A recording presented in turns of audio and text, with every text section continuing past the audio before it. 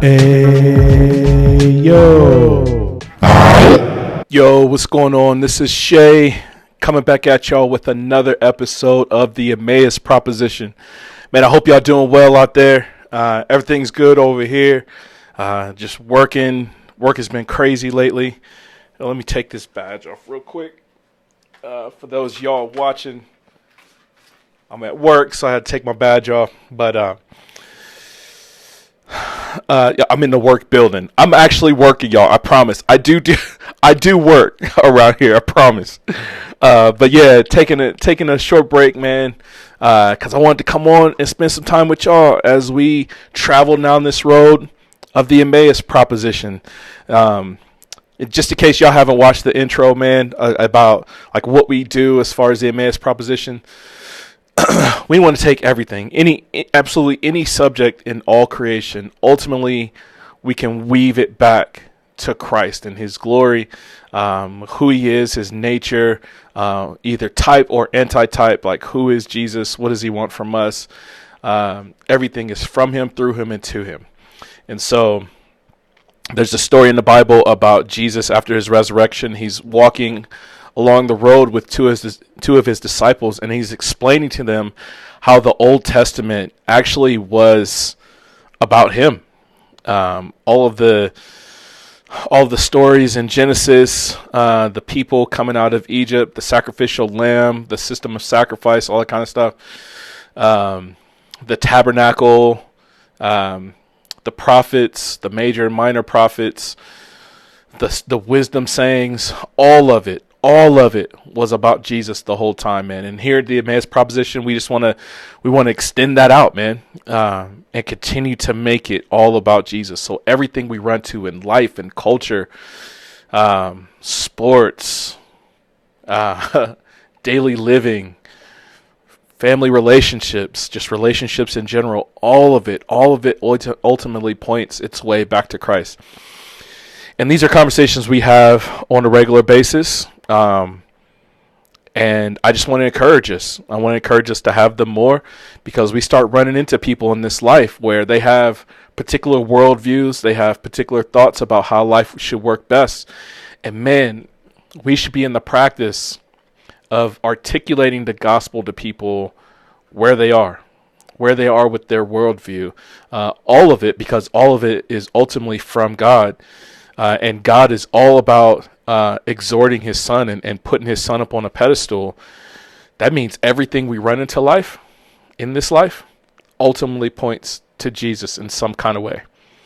So we've done all kind of episodes, man. Y'all can go back and listen to those. Today, I wanted to talk about manhood. And it might be... It might be that I say some stuff today that'll finally get me in trouble, man. I've been waiting for some heat to come down on some of the stuff that I'm saying. And today might be that day. Probably not. I'm probably going to try to be as gracious as I can, just because that's who I try to be. But, this is a touchy subject, man. We were, me and my wife, about a month or two back. Actually, it's probably been like more than a few months now. We watched that documentary, What is a Woman? And so if you haven't seen it, I'm sure you could catch it on YouTube somewhere. Or if you're a member of the Daily Wire, that's it's a media platform that has all kind of like shows and documentaries and stuff like that. It's on there, so you can go and watch it. And we watched it, man, and it was essentially the host of the documentary going around and asking people, what is a woman? And it shows his interaction with people. And because we live in such a relativist culture right now, people don't like to have set definitions for anything. They would rather live their lives in a way that they're completely oblivious to what reality is, that they can create reality for themselves to the extent that you can manifest physical things out of just your thinking. It's actually like it's a form of New Ageism, where my thoughts can be manifested into matter, right? And a lot of health and wealth preachers, prosperity preachers, they preach the same thing, man. Like you can, if you think it, then you can manifest it. If you think your if you think your pockets are full, then, and you have enough faith, then you can manifest that money in your pocket. And yeah, I don't I don't believe in that. That's a particular worldview that I don't subscribe to. And as we're watching this series, What is a Woman? As he's on there and he's asking this question, what is a woman? He's asking folks, he's asking women, he's asking men, he's asking these gender studies professors at universities. He's just trying to like he's settling. I would say he's settling in on the answer, but really he's just exposing how far we've come, how far we've gone off track to actual reality. And I'm sitting there with my wife and I'm thinking about it. It's not just what is a woman. I even to an extent, you can ask the question, what is a man? And I know a lot of people, they are these they're kind of like new wave feminists, that anytime you positively talk about men as some kind of like chauvinistic, misogynistic, what's some other big words they throw around? Men are a part of the patriarchal system that's trying to keep women oppressed. Like they have this particular worldview, and obviously, as a man, I don't subscribe to that. I don't think that's how I live my life. But people have this thought that somehow, if you talk positively about men, it becomes a problem, right? And we see it starting to play out in some very weird ways, right? So as we were watching that documentary, he started interviewing people that were in the process of like transitioning from one gender to another. And so they're going through all these surgeries, they're taking all these chemicals. And one lady transitioned to a dude, cut off, they carved out a piece of her forearm and took that skin, and I'm not sure if they took muscle or not, but they grafted out that piece, they took it out and made her a member a member out of it. And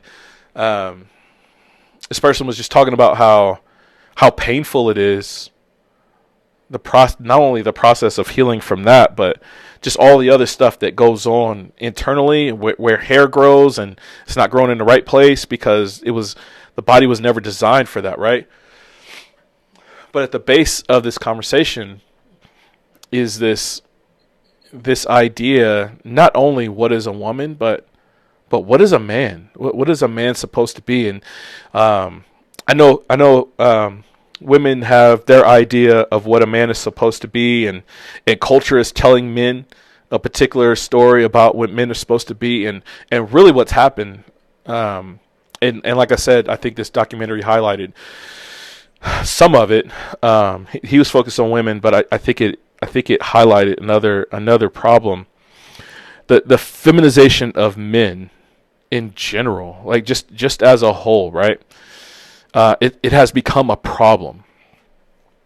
So we went from like the 1950s and stuff like that, where men were the head of their household, but because they're sinful men, they were abusing their wives, and a good woman is only a good woman if she's at home barefoot and pregnant. Like you had these people that had these thoughts, right? And they took what was supposed to be male leadership and they corrupted it. And then you had this whole generation of women who, like obviously the 50s was post World War II, but like really it started to like highlight itself in conjunction, like everything in conjunction. Women got this taste of men not being in the home. They were off the war. The women were going to work. When the men came home, the women didn't want to go back home. And so there was this conflict. There was this conflict in the home. And I think it's risen from there, right? Like it's gotten more complex and everything else. But what happened in, I think, like communities like from where I'm from, right? You had women that didn't. They were like, we don't need a man. I don't need no man, right? They got this attitude like they don't need a man in their home. And then these women are left to raise these boys with their interpretation of what a man is supposed to be. So like we have this problem. What is a man? Like what is a man supposed to be? What does manhood look like? And so for these ladies, they raise their boys with this idea of what they felt a man was supposed to be. So you just had this weirdness, right? And I remember growing up, you had people like Ralph Tresvant. I forget what I was doing the other day. I was just hanging out, and that Ralph Tresvant song came on, right? Sensitivity. Y'all remember that song? Hopefully y'all remember that song. Hopefully I ain't the only I ain't the only 90s R&B lover. Man. Yo, straight up 90s R&B. Yeah, I mean yes. Soul music had its I think that was the golden era, right? I think the silver era, 90s R&B. Like they're a close second, man. You had all kind of cats. And Ralph Tresvant came out with a song called Sensitivity. And if you're not familiar with the song, he said, you don't need a man that'll give you loving. What did he say? Don't need a man that'll give you loving. I forget how. Anyway, the hook of the song was, you need a man with sensitivity, a man like me. And at the time, like growing up, I just realized I just tried to sing on here and it sounded terrible. At the time, like a lot of, like when we were growing up, you had all these ladies, they were saying like, we need a man this, we need a man this, and they would like have this list of stuff like strong but tender and a leader but not domineering, and tall, dark, and handsome. And like you had all this stuff, right? And it almost made a generation of dudes where you had one of two things. Either you would listen to what the ladies were saying and try to live up to these unrealistic expectations, or you had men or boys. We were boys at the time. You had these boys growing up thinking, I'm not listening to them at all. I'm gonna just flip the entirely different way. And you had like these bad boys, and the problem was like the guys over here that were trying to listen to what the ladies were saying and try to live up to that version of manhood. They would get none of the ladies. All the ladies would go for the dudes that treated them like crap. And so you had this like, okay, so we have these women that are raising these boys to be a particular way, but that particular way is not working. So these single moms don't know what a man is. Then you had like this generation of dudes that grew up like without dads, right? And you know, put into the story whatever you will, man. Me and my dad, we're cool, but we weren't around each other all the time. And I love him to death, but we didn't grow up together. I got to spend time with him summertime, and I had to split that time like with other members of my family. There wasn't a whole lot of just like me and him time, right? He didn't get me for the school years to have to get on me about school and stuff like that. He didn't get me for you know, having to get on me about like hygiene and different stuff like what like he didn't we didn't have a lot of what does dating look like kind of conversations. All the time that I had in those years, I was spending with my mom getting that version of what she thought manhood looked like, right? So with my dad, and I'm sure my story is no different than a lot of people's stories. My dad he just wasn't in my house for the most part, and so whatever version of manhood that he had, he wasn't able to pass on to me. So I never really got that. And regardless of what you say, man, like some stuff will probably get to happen over the phone, but but the fullness of relationship has to be right there, a person, man. And side note, man, if you have relationships that are primarily over the phone, you're not going to get the fullness of what those relationships were meant to be. It's just by over phone, over text, over email. Like there's so much about the human experience that's outside of like actual words. It's about being present with the person, reading their body language, reading their energy that they're giving off, their mood that they're putting out in the air and stuff like that. Not that I'm trying to be hippie about it, but you know, you can feel it when somebody's getting a little upset. That's not, I don't know, call it a sixth sense or whatever. Call it your spirit interacting with the spiritual realm. I don't know, whatever you want to call it. Communication in person is what builds relationships. Not to saying that you can't do it long distance. It's just a lot harder.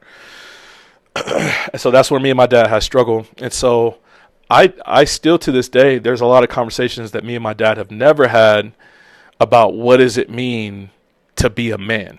And honestly, here's 100% honest. My mom and my pops were so young when they had me.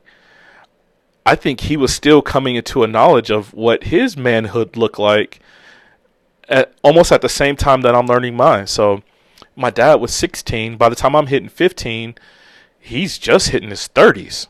You know what I mean? Like when I'm 10, getting ready to go into preteen, he's still 25. Like his brain just developed. You know what I'm saying? Like physiologically, your brain develops when you're 25. I'm not trying to throw shade. It's just like they were learning life. My mom and my pops, they were learning life almost at the same time that I'm learning life. You know what I mean? So a lot of what I came to understood about manhood and now understand about manhood, I learned solo. I learned trial and error. And so, and I think what's happened, because I said my story is not uncommon for a lot of generation of the generation I grew up in. We have this generation of men that have no idea what biblical manhood is supposed to look like. And now the generation that's coming under us, the generation that's coming behind us, I should say, it's a full frontal attack on womanhood for sure, because I think a lot of people are just asking that because the title of that documentary. But even on manhood, there's a direct assault on what it means to be a man. And so you have people with these that put themselves through these parodies to make themselves look like a man, but they don't have like a true idea of what manhood is. That just made me think of a funny story. I was talking to my family, and the household I grew up in was my mom, my aunt, my two little cousins, and my grandma. I grew up in a house with 5 women, right?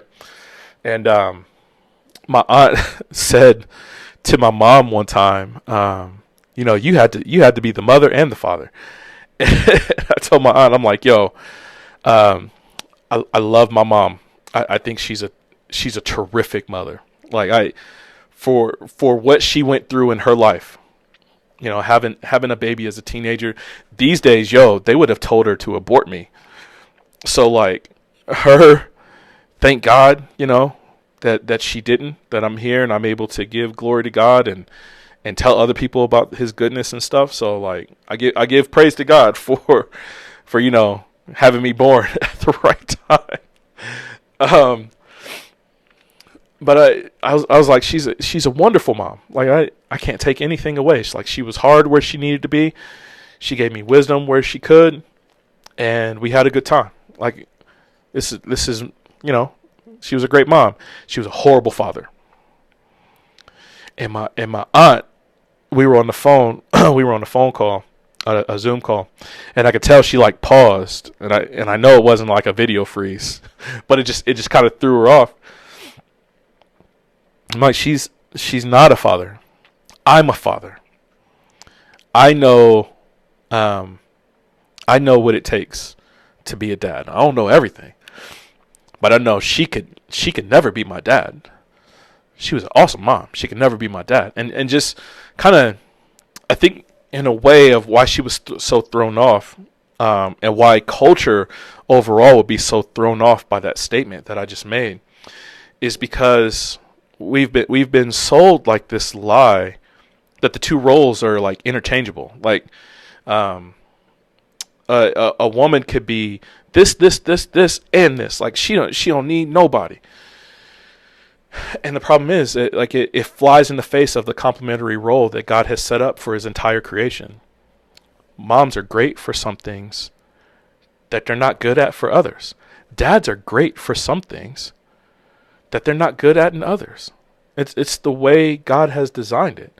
You need both pieces of that puzzle to make the picture work. Like if you were putting together a jigsaw puzzle, you know those puzzle pieces that like they look almost identical, but there's one part that doesn't fit, and the more you try to jam it in, you're just breaking the puzzle. God has set up His puzzle the exact way that He wants it to work. And the more we try to like it would be the equivalent of like, and I mean it's not the right piece, right?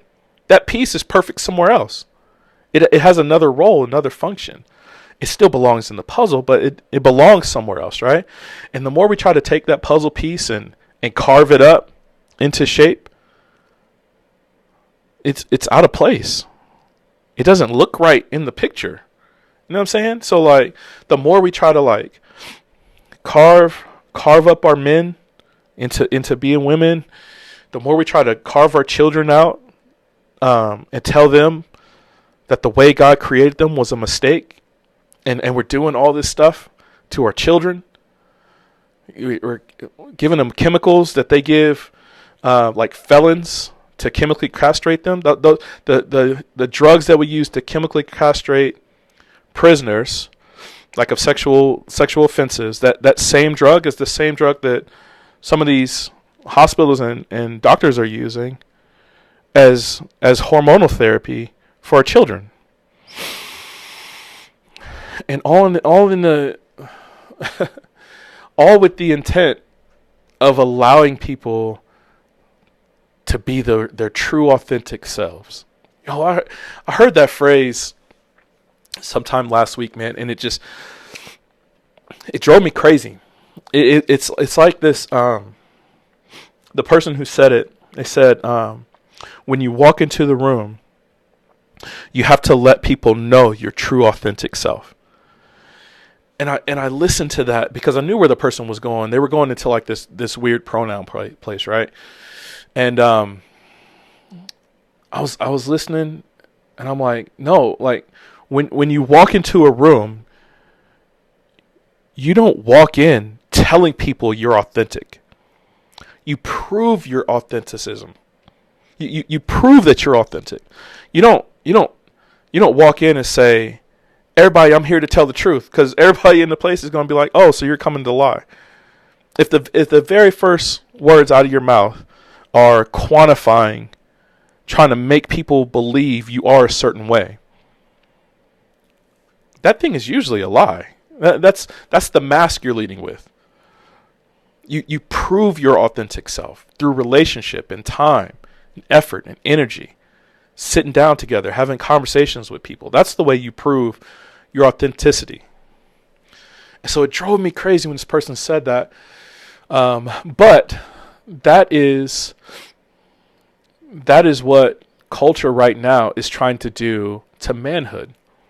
It's trying to put manhood into this weird thing where it's like, well, men need to take a step back and allow women to go forward, and they just need to shut up and color for a little while. Men have ruled the world up to this point in history. It's the women's turn now. And listening to that and then understanding what the Bible has said about that kind of stuff, right? When God So back in Genesis, God creates the heaven and the earth, and He's putting everything together. He's sprouting mountains up from the ground. He's having birds and fish fly in the seas. He's creating stars and quasars and dust clouds and all kind of stuff out in space, right? He's separating the waters from above from the waters below, and He's putting an expanse in the sky, and He's making flowers bloom up, and each one has a seed of its own kind, so that when it plants the seed, it grows up into the very plant that it planted the seed from. And He's making animals and all this stuff. Like God is God. He's in the zone, right? He's creating all this stuff. He gets to the sixth day, and He makes man. And He looks at man, He creates him, He forms him out of the dust of the ground. He looks at him, He's like, oh man, it's not good for you to be alone. You need a helper. You need some help, man.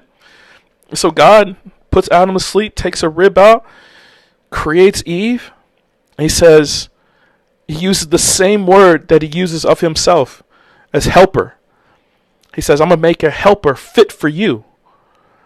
And a woman, right there. Now the role that a man has is different than the role that the woman has. God gives Adam a job to do. He has a role for him that he wants him to do it, right? And He looks at Eve and says, "You're co-equal partners. You two together, man, that's very good. And you two will rule over the land, and I want you to be fruitful, multiply. I want you to do all this stuff, and you guys are co-equal heirs of this kingdom I'm setting up, right? But Eve, you're different than him. You have a different skill set. I want something different for you." And people have come along and they've looked at God's design and they've said that's bunk. That's out of date. We need something different. God made some mistakes, and I just feel that I'm something different. And you got these parents that grew up in a home or they've gone to a college where they've been lied to at these places of supposed truth. They get all this wisdom and this knowledge, and they go see these professors who have this agenda, and they learn all this stuff, and next thing you know, they're castrating their own sons. And they're saying, yeah, but now they're their true selves. I remember as a kid, if you would have told me that I was not Panthro, me and you would have come to blows. I knew I was a Thundercat. I knew it. He had everything I wanted to be, man. He was all muscled out. He was a mechanical genius. He could cut flips up in the air and have like little weird streaks come behind him, so I know he was jumping super high. He had a set of nunchucks that he could bop you in the head if you got out of line. He was like, in my view, because I didn't grow up with a man in the home, Panthro was my version of who I thought a man was.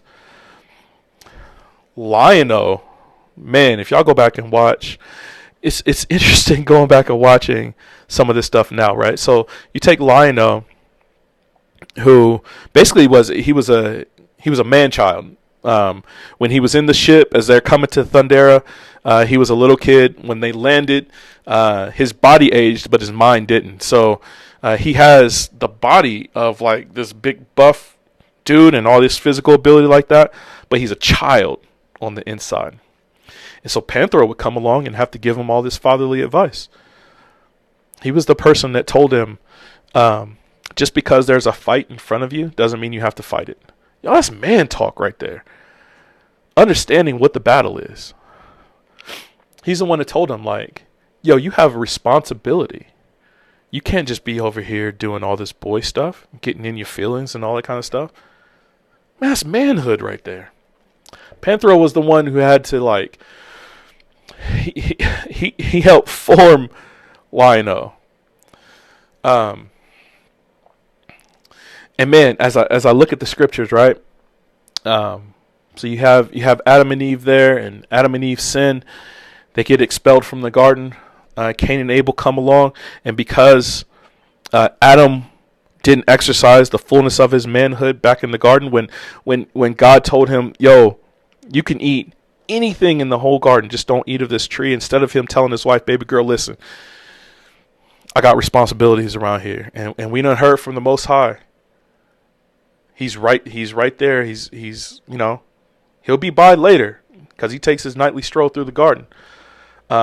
Let's just not. Let's go over to the other side. Instead of him leading his wife away from the presence of evil, I don't know what Adam was doing, man. He's probably like standing there, and Eve is there, and she's got stuff that looks super attractive, and he's just like, he's out of it.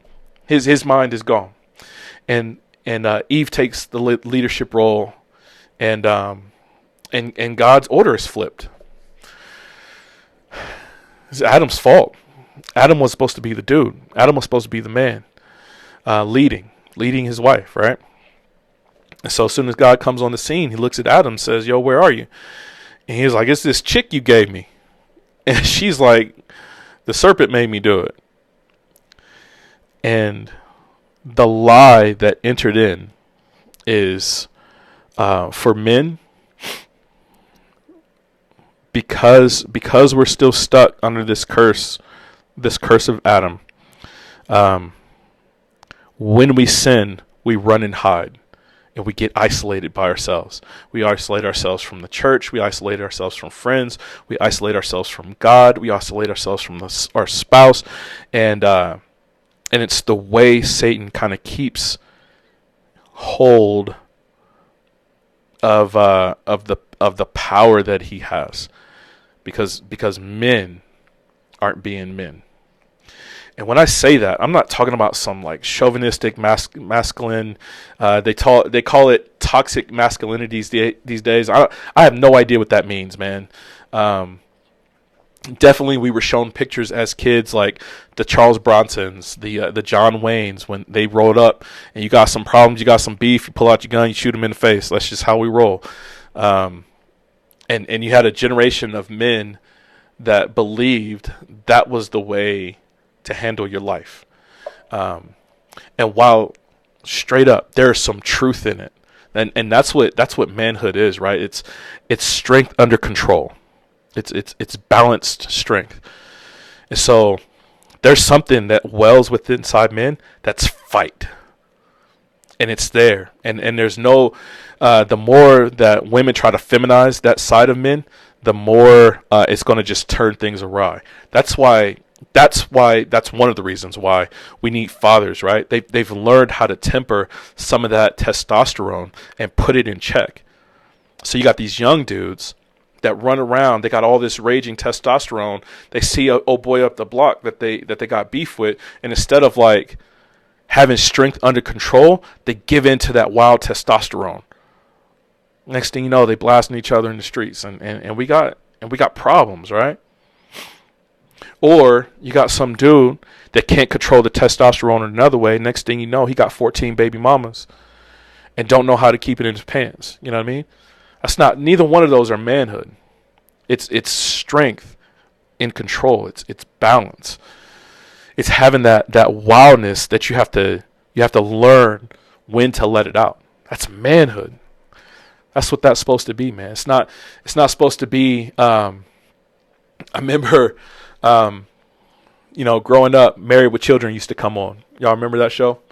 And Al Bundy used to come on the screen. And if you look at the three men on that show, right? You had Al, who was just like this crass, rude talking, just guy, right? Like he was out of control a lot of times, and there was nearly no love in his life. Even though he was married, he had no love for anything except all the wrong things, right?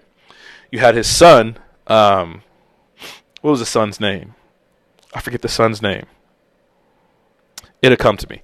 You had the son that, because his father was such a horrible example, he was probably the most diminutive character on the show. He was always pining after someone. He was always trying to pursue all these relationships in the wrong way. You see the devastating effects that not having a father figure in your life can have when you look at Bundy Jr. I still forget his name. Oh my goodness, it's going to bug me. And then the third dude you had the neighbor across the street, right?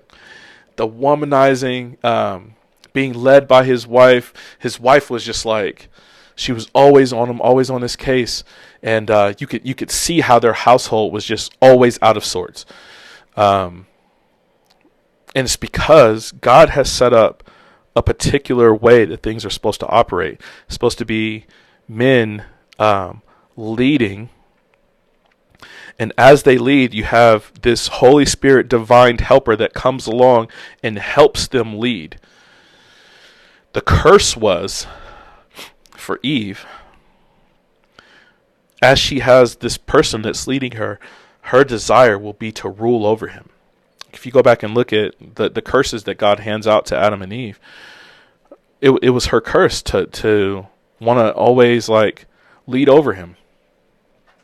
And you see this, man, like you see it in the church. I just had lunch with some guys earlier, and I was talking about this, how you see it in the church where these men, they get fooled by Satan to live this Lone Ranger Christian life where they don't need community, they don't need the church, they don't need to confess their sins to other dudes.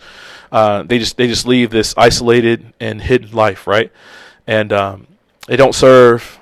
They don't really give, or they might give, but it's the only thing they do. Like it's easy for a guy to just kind of hand out money because it feels like everybody's already asking him for money, right? So he just gives more money. And you have these ladies in the church that are like, well, since you're not going to lead, I'm going to step up into leadership. And just like what happened when the ladies didn't want to come back home to fulfill their role in what God had designed, right? They stay out, and not to say that women can't work. Like, I'm not trying to go there, but they stay out, but when they stay out, they say, I am going to make it a mission to change this patriarchal system and demonize any man that tries to just be a man. It feels like that's what's at the base of all that conversation, right? And then in the church, like you have that, and you say, and women come along and they say, well, how come we can't be pastors? And the pastor tries to point out, because it says in the word right here, like it's written, right? No women pastors. Like it's probably one of the most black and white things. And women are like, oh, but that's cultural, and you're trying to deny me my gifts and abilities. And it's like, well, God is not going to call you to something that would contradict his word. And men are trying to point that out, and the ladies are there, and they're pressuring. And at least here in the town that I live in, the majority of larger churches have ordained women ministers and call them pastors, even though the word says not to. And so then there's like, okay, so because as you read the scripture, it makes this case like the reason why God has designed it that way is because Adam kind of ceded some of his responsibility back in the garden. So this is Adam's way to not continue to cede some of his responsibility from God. This has nothing to do with women in their calling. This is men needing to be men. Yes, ladies are gifted and they have abilities, and probably, quite honestly, sometimes, especially in caring for a flock, would probably do a terrific job. Better than some guys who have like no emotional skill set. They probably do a terrific job, but that's not what God has set up. That's not what he's designed.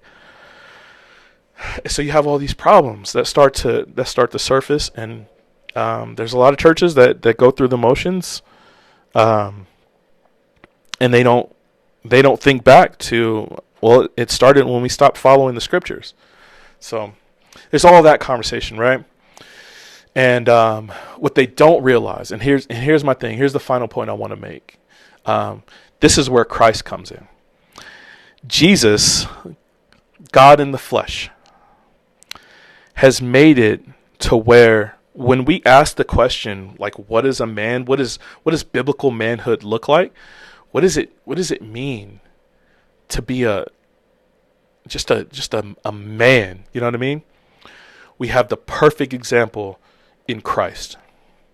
Strength under control, humility, loving and caring. But if you cross him, he bought that life. You know what I'm saying? And we look at Jesus, as he's coming into the temple and he sees the wreck they're making of it. This is supposed to be a house of prayer, and they turn it into a den of thieves. And he flips over the tables, and he's braiding whips, and he's cracking people out of the temple. Strength under control. He's preaching sermons about how it's the meek that will inherit the earth. Jesus, at any point that he was up on the cross, could have called down a legion of angels to come, 10,000 legions, 100 million legions of angels. You know what I'm saying? Like all of creation would have come to his rescue if he had deemed it so. But he remains on the cross, silent as a lamb before his shears. Strength under control. And then, when Jesus comes back, and he said, I told y'all, quit messing around. I told y'all to put sin away. Now I'm done.